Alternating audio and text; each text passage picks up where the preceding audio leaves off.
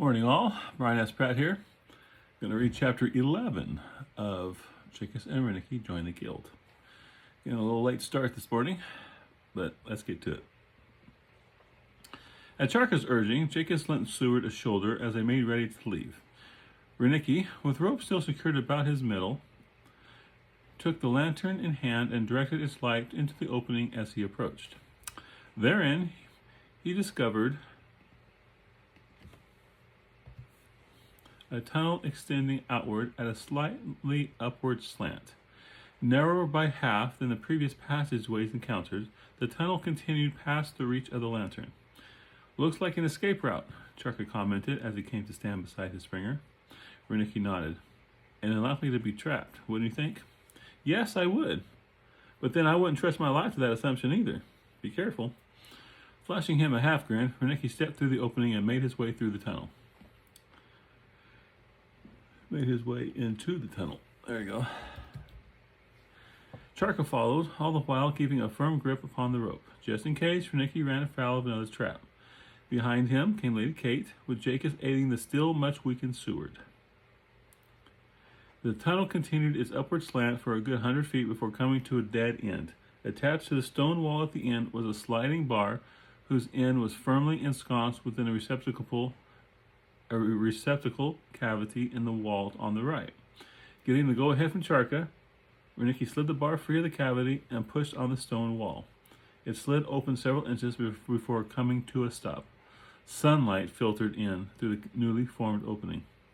It was an escape route, he concluded. For a moment, he stood with face upraised, reveling in the suns of warmth. With Charka lending his strength, he and his springer managed to push the wall far enough to allow for their passage. They discovered that the secret exit had been built as part of a wall less than 30 feet from where they originally began their exploration earlier in the day. "We made it!" Jaikus exclaimed jubilantly. Charka glanced at the sun. "Still have several hours left." "You can't be serious," Lady Kate objected. "Seward is in no condition to continue rooting around through ancient buildings." Turning a questioning look toward his man, Charka asked, "How about it?" Legs trembling, dots flashing before his eyes from the exertion of having traversed the tunnel on their way out, panting and feeling as if he was on the verge of passing out at any minute, Seward replied, "Sure, let's go." All it took was a glance, and Charka could tell by Seward's pale countenance and the sweat dotting his brow that he was at his end. The welfare of his man outweighed the possibility of recovering further treasure. There was always next time. "You're right, Kate. We'll return to camp." With the prospect of triggering traps now no longer a concern, Reneeke untied himself from the rope. Then, after returning it back to Charka, went to lend his aid in supporting Seward. "At least this trip wasn't a total loss," Charka stated as they left the site of the recently explored ruins. "We did recover a few items that will bring a coin or two." "Thanks to Reneeke," Lady Kate added. The springer shrugged, or at least as well as he could with Seward's arm draped across his shoulders. "It was nothing." "Nothing? I would hardly call gems, rings, and a new sword for yourself nothing." "I suppose, but those aren't the treasures I'm glad to have brought out with us." "Oh?" she asked. "You have something else?" "You know you are supposed to inform Charka of any treasure you find." Seward's voice was raspy from exhaustion. Reneeke smiled. "I'm referring to mine and Jaikus' lives. Going in, it seemed one or both of us were doomed to not return." "You can thank Seward for that," Charka explained. "If not for his current condition, we would even now still be delving into the unknown." Their camp remained undisturbed. Everything was exactly as they had left it. "Master Heimel hasn't returned," Jaikus observed. Lady Kate shook her head. "We won't see him until just before dawn. That is when he normally returns." She directed the two springers to bring Seward near the fire ring and laid him down. "I tell you, my strength is coming back," Seward complained. During the last half hour of their return, Seward had been blustering about how he no longer needed to be coddled, that he could walk on his own. It hadn't been until they allowed him to make the attempt and the ensuing crash to the ground that he had finally ceased his squawking. Now, however, his objections at having to rest resurfaced. Lady Kate knelt beside him, Then, just as she had before, she placed her hand on his chest. If you can get up, I'll leave you alone. Time had rejuvenated his strength to the point where he managed to gain a sitting position against her efforts to keep him down. Perhaps you are no longer in such a poor condition after all. Pale from the exertions, Seward breathed a bit harder than he should. As sweat once again formed upon his brow, he said with some forced bravado, "See?" She gave him a smile. "Just don't go wandering off and collapse." He knocked her hand away from where it still rested on his chest. "I am not a baby that needs to be looked after." Pulling his flask from out of his pack, he took a long drink. Lady Kate glanced over to Charka. "I think he'll live." "He better," their leader replied. "I don't fancy having to haul his carcass back through the swamp." Draining the last of the water, Seward flashed him an annoyed look. "You won't have to." "Good." Charka had just settled down and begun breaking out some rations when the shadows of his two springers fell upon him. Looking up, he glanced at Jaikus, who was slightly more forward than Reneeke. "Yes?" Jaikus said before pausing a moment to clear his throat. "We were wondering if you wouldn't mind if me and Reneeke did a little more exploring. Haven't you lads had enough for one day? We thought to have a look through that building I investigated this morning." Acquiring a stern look, Charka's glance passed from one springer to the other. Then he chuckled. "I suppose you can't get in too much trouble, seeing as how we have already gone through there a couple of times. It should be safe." Jaikus' eyes lit up. "Thank you." Charka nodded. "Be back by sundown." "We will," he assured their leader. Then, indicating for Reneeke to follow, Jaikus said, "Come on, Rennie." As they rushed off to explore on their own, Lady Kate moved to sit next to Charka. "Think they'll find anything?" "No, but I will understand the need compelling them." He watched the pair disappear before starting in on a package of trail rations. Before they entered through what Jaikus now understood to be a window, Reneeke insisted they secure themselves with one of their ropes. When it looked as if Jaikus was about to object, Reneeke reminded him that the rope had already saved his life once. "Despite Charka's assurance that this building is secure, I would feel better if we used the rope." Jaikus gave in and secured the rope around his middle. Since the lantern had remained back at camp, they each lit one of their torches that had been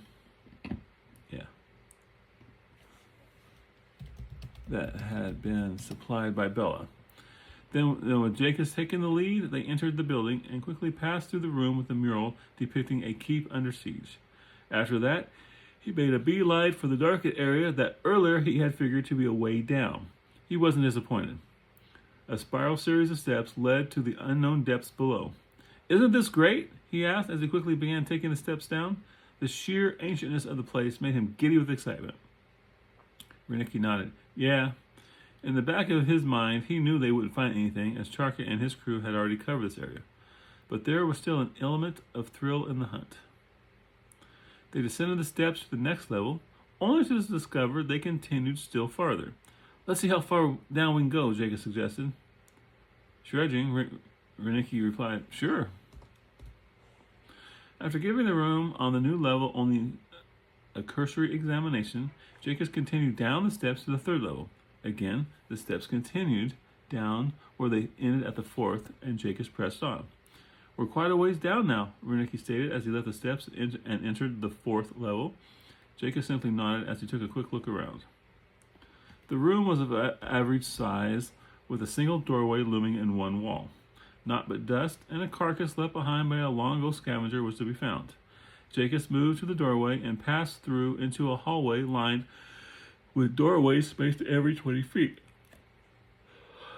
Pausing at the first, he moved his torch within the room and saw where dirt had cascaded through a window from the outside to form a large mound. A brief glance at the rest of the room revealed nothing of interest.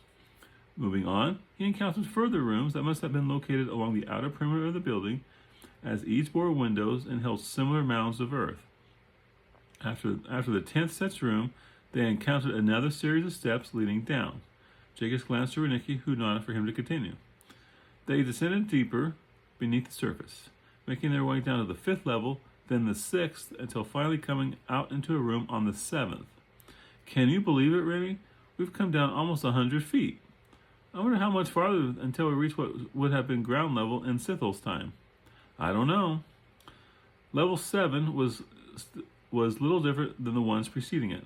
The only real difference was that the passageway leading from the room was slightly wider. Such a change could possibly indicate that they were getting close to the original ground level. Not far after leaving the room, they came upon a gaping hole where the floor should have been. The hole was roughly the same size as the trap that had attempted to drop Jaikus to his death. Moving to the edge, they peered down into the shadowy depths below. Think there could be treasure down there like last time? Reneeke shreds. Possibly. Jaikus laid his torch so the burning end extended past the lip of the opening. Lower me down. Reneeke set his torch down as well, then grasped the rope. Once Jaikus had swung his lower half from the passageway and into the opening, Reneeke lowered him down. Jake grabbed the torch as he fully entered the pit. It should be Jaikus, actually. Only use the familiar when they're talking to each other. This trap's shaft wasn't nearly as deep as the other, merely 15 feet. Aside from the 24 foot and a half tall barbed spikes set on the floor to impel the unwary, there was naught to find but a single human skull skewered by one of the spikes. Disappointed, Jaikus hollered up to Reneeke, "Nothing here. Lift me back up." As he neared the top, he heard Reneeke say, "Can't expect to find treasure all the time." "No, but it would be nice to bring something away." "If you expect to do that, we first need to find an area Charka has yet to explore." Reaching down, he took Jaikus' hand and hauled him the rest of the way out. "How do you propose we do that?" Reneeke shreds. "Haven't a clue." He reclaimed his torch. Leaping across the opening, they continued down to the next doorway. There they discovered another windowed room full of dirt. Only this time, the window was not completely clogged with earth. In the lower left corner, a small hole had been bored out by what may have been some small burrowing animal, and not that long ago either, for beneath the hole, loose dirt cascaded its way to the floor. Jaikus entered the room to give the hole a more thorough inspection. He was no stranger to gophers, moles, and other burrowing animals. They were enemy number one when he lived on a farm. Though he couldn't tell exactly which one had made the hole, he was certain that the hole couldn't have been more than a day old. Moving the torch so its light could pierce the hole's dark interior in full measure, he peered down its length. 3 feet in, something glittered in the torchlight. Excitement! "There's something in there," Jaikus cried. "What?" Stepping closer, Reneeke tried to see what had caused Jaikus' excitement. When his friend moved aside to allow him to peer into the small tunnel, he saw where the glittering object was still buried within the dirt filling the window. That only a very small portion was visible. However, that small portion glittered like gold. Jaikus stuck the end of his torch in the pile of earth beneath the window. "Give me a hand," he said as he grabbed a rock and began scraping dirt from the window. Picking up a flat rock suitable for excavation, Reneeke set to with gusto. "I bet Charka never knew this was here." "No way," Jaikus agreed. Excited with the untold possibilities of what it could be, he scraped with fevered enthusiasm. Dirt flew, and the pile beneath the window grew larger. The hole widened until they were finally able to excavate the dirt surrounding the glittering object. It was revealed to be a hand, a human hand. As more dirt was removed, the hand turned into an arm. The arm in turn was attached to an upper torso. Removing still more dirt revealed a head attached to the torso. "It's a statue," Reneeke announced. Covered in dirt, his dust-tinged face streaked with rivulets of sweat, he grinned. "I don't think we'll be able to carry it out, Jake." "What do you mean?" "A statue of that size, made entirely of gold, would weigh far too much for us to move, let alone haul it up 8 flights of steps." "Oh, come on, it can't be that heavy." Encouraging his friend to move aside with a well-placed nudge, Jaikus crawled into the recently excavated cavity and grasped the hand. He shook it, causing clods of dirt to be dislodged. "See," he said, "I can move it." Then, giving it one last shake, he started backing out of the cavity when the hand moved. In stunned silence, Jaikus watched as the portion of the statue they had thus far uncovered shook, then toppled backward. He could hear a solid thud as the statue came to land somewhere below. "Renee!" Jaikus shouted. "What did you do?" I don't know. Hand me one of the torches." When Reneeke passed in the burning brand, Jaikus climbed farther into the hole, with torch held before him. "Oh man, Reneeke, Voice filled with awe, he glanced back over his shoulder. You have got to see this. Scooting forward, he disappeared into the hole. A circle of over a dozen statues, each looking to be constructed entirely of gold, leaned toward a central point at a roughly 45-degree slant. Their upper ends had come to rest against the bole of what appeared to have been a massive tree. Its upper reaches could be seen as an earthen dome had formed over the backs of the statues, leaving an opened area beneath. So you got a tree, and all these statues are like this, leaning against it all the way around, and the dirt forms a dome over it. Half a dozen other, smaller statues were either standing or lying within the dome's interior. 3 others were partially encased within the earthen wall of the dome, just like the first one that had been before Jaikus dislodged it, causing it to topple over. Sliding down the embankment to the area below, Reneeke said, "This is incredible." The light reflected from the golden silhouettes gave the area a surreal glow. "How much do you suppose these could be worth?" "More than a man could ever hope to spend," Reneeke replied. "Though I doubt if any of these could be brought to the surface." Stepping toward a small statue of a fawn, he tried lifting it. Strain though he might, all he managed to accomplish was to rock it slightly on its base. Far too heavy. Too bad. Jaikus went to the bole of the tree and was surprised to find it rock-like. "This is stone." "It is?" Leaving the fawn statue, Reneeke joined his friend at the tree. Running his hand along the surface, he nodded. "It sure enough is. A tree statue?" Jaikus questioned. "Shrugging," Reneeke replied. "Why not?" I think I put that in there because when I was a kid, my parents went to the Petrified Forest National Park and brought me back this petrified chunk of wood. I was always fascinated with how the trees would suck up the minerals and turn into stone. Turning his gaze toward the statues forming the rib cage of the dome, he shuddered at the thought that they were watching them. Why he felt that way, he didn't know. "We must be at ground level," Reneeke surmised. "This may have been a garden or perhaps a plaza." "I wish there was more here than just statues," Jaikus complained. "A ring, or better yet, a sword like yours would be great." "True, though we couldn't keep it." "Why not?" "Anything we find belongs to the group," Reneeke explained. Jaikus made a rude noise.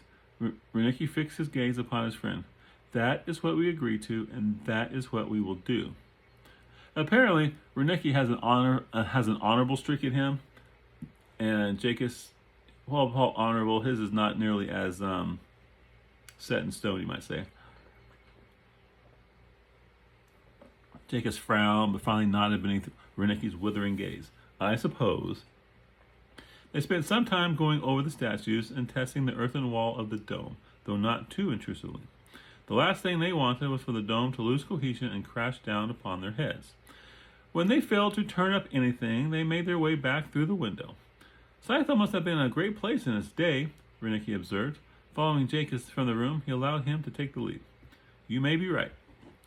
Not really thinking about what his friend was saying, Jaikus instead had visions of hidden areas secreted in the building's basement. "Wonder if we can find another stairway leading down," he mused. A short time later, they did. It was after coming across what had once been the entrance hall. Most of the large room was choked with dirt, having come through the massive opening that at one time held a pair of double doors. They followed one of the several passageways still open to them from the hall and came to a fair-sized room, which 3 other smaller rooms were attached. It was in the middle room of the 3 that they discovered the stairwell, a flight of narrow stone steps descending in a tight spiral. Before they went down, Reneeke took a moment to study the floor areas surrounding the stairwell entrance. When he saw the holes where hinges had once been attached, he nodded to himself. "I thought so." "You thought what?" questioned Jaikus. "Oh, that there had been a trap door. Whether it was hidden at one time or not is hard to tell." He flashed Jaikus a grin. "I like it when I'm right." "Aren't you always?" Reneeke laughed. "You know me better than that." Jaikus joined in with laughter of his own. "Even still, you are right more often than I am." "You simply need to take the time to see what's before you." "Why, just take a look." "Not again, please," he interrupted, cutting off his friend. Reneeke had for years tried to explain how and why he did things. Explanations that did little to improve the way Jaikus saw the world. He simply figured Reneeke was smarter than he about such things and left it at that. Jaikus took the lead as they headed down to what he hoped to be the dungeon or basement. What treasures could be waiting in the dark for a pair of intrepid adventurers to uncover? Jewels? Gold? Magic rings? How he had always wished to have a magic ring all his own. Spiraling around 3 times, they finally came out at a passageway extending straight ahead. As they made their way from the stairwell, Jaikus' torch illuminated something they hadn't seen before in all of Scythel. A door. True, there wasn't much left of it. Constructed entirely out of metal as it had been, the door sat skewed in a doorway with a covering of rust reminiscent of an animal's fur coat. Jaikus drew his skin and tapped upon the door with the tip. The door disintegrated with the first blow to collapse in a cloud of rust. Taken by surprise, Jaikus jumped backward as a cloud of rust spread throughout the passageway. I guess that's why we haven't come across any other doors, he surmised. Yeah, Reneeke agreed. Once the rust cloud settled, Jaikus moved to the doorway and extended his torch to the room beyond. As he made to enter, Reneeke grabbed him by the shoulder and pulled him back. We need to be extra careful from here on out. Why? I don't think Charka and the others ever made it down here, he explained. When confusion appeared on his friend's face, he explained. The door, Jake. If they had come this way, they would have been the ones who have caused its collapse, not you. I seriously doubt if Charka would have forewent taking a look at this room because he didn't want to ruin a door. You mean there could be treasure down here? He asked decidedly. Reneeke nodded. Treasure and traps. Keep in mind, Jake, that we don't have any healing scrolls or potions should things go badly for us. And it's a long way back to the surface. Jaikus took a moment to digest that. When he was done, he said, Let's go until we find something. Then we'll head back to the surface. Okay, it's probably getting late anyway. Just be careful. You worry too much. Reneke's eyebrows creased in a frown as he asked, After what we've been through today? Turning back to the doorway, Jaikus stepped over the remains of the door and into the room. He could feel tension on the rope as Reneeke kept a firm hold in the event Jaikus ran into trouble. Evenly spaced recesses dotted the wall across the doorway as well as the walls to the right and left. Each wall held 4, 2 rows of 2, one atop the other. In the dim torchlight, they discerned that each recess contained something. Eager to discover what awaited them, Jaikus crossed to the quad in the wall opposite the doorway.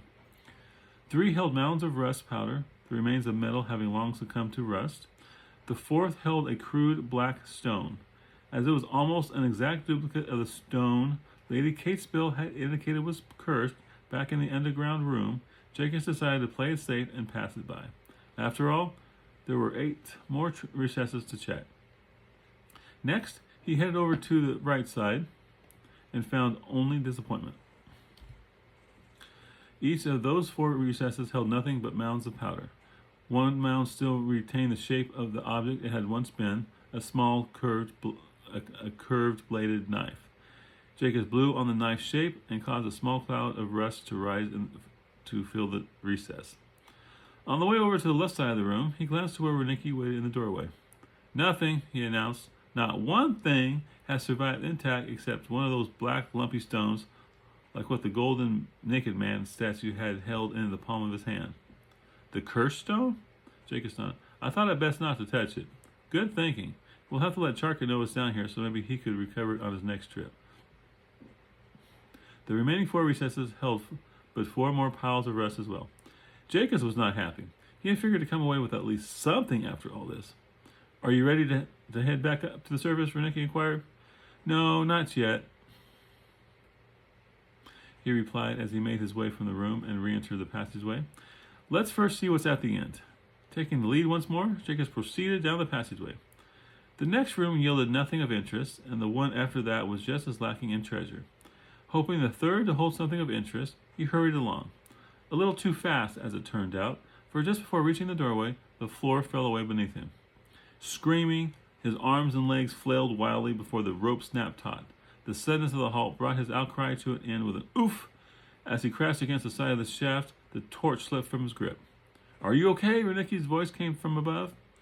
It took only a second or two before he could get his wind back.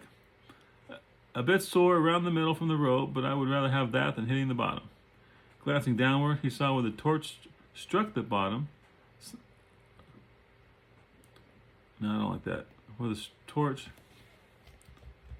had come to rest. I like that better. A second. Had come to rest some 40 feet below. This was a deep one. "Do you want me to pull you up?" Jaikus searched the floor at the bottom before answering. He could see the barbed spikes protruding upward to snare the unlucky that ran afoul of the trap. In the flickering torchlight, it looked as if there might be something down there, but it was hard to tell. The shadows kept shifting as the torch's flame flickered wildly. Maybe it was his turn to be observant, or perhaps it was simply the years spent with Reneeke that caused a thought to cross his mind. "Renee, should a torch be burning quietly or wildly when it sits at the bottom of a hole?" "It should burn fairly steady. Why?" "The torch slipped from my hand and is now lying down there. The flame is whipping around pretty good." "The only thing that would cause such an occurrence is a breeze, and you don't get those at the bottom of a hole," Reneeke explained. "Unless there is some sort of access at the bottom, like a tunnel." There was quiet for a moment before Reneeke replied, "I take it you want me to lower you down." "Is there enough rope?" "It's still 40 feet to the bottom." Another silence, then, "I think so. It will be close." "Then lower me down." And that's chapter 11. So, yeah, I kind of pressed the believability in this part of it, because supposedly Charka fully explored that area. And if Charka fully explored that area a couple times, he should have found the door, but he didn't. So I guess he is fallible. But I wanted them to find something. I really did. And they didn't have time to go anywhere else but this one location that was close to their camp. So, now the golden guys, as I was reading it, I thought, wouldn't it be cool if they came to life and attacked? But Jaikus and Reneeke, being level 0 fighters, level 1 fighters, they couldn't have survived that onslaught. So yeah, I'll leave it as is. And then down the bottom of the pit, that comes from. Well, actually, I had written this after I wrote the Broken Key trilogy, and in the Broken Key trilogy, Bart was talking about how at the bottom of pits, if it's really deep, there's an egress, right, for possibly for those who contracted to get out. So that kind of was on my mind too, and I just wanted Jaikus to find something, anything, right? So we'll do chapter 12 tomorrow and see what they find. Will they find? I have right now. My mind's a total blank as to what's going to happen. So I guess even if you write a book, if you wait 12, 15 years to read it again, it's still like brand new. And this is a fun book. I hope you all are still enjoying it. If there's any suggestions you can give me for improving the quality of these reads, let me know. I know I make mistakes when I'm reading it. Sometimes I'm probably not clear. I might go too fast. But I'm not professional. I'm just doing this just to have fun. And and for those who want my books read, this at least affords some opportunity for that. So let me know if I'm doing a good job. Let me know if I can do a better job and how. And I hope that you guys stay with me, because I'm still enjoying doing this. Well, I better get going before my mom comes in. She comes in at 6:30 every morning, and I got up late today. Slept a whole extra hour. Slept hard too. I never do that. So y'all take care. It's Friday. That's pancake and bacon day here at the Pratt household. And take care, and we'll talk to you tomorrow.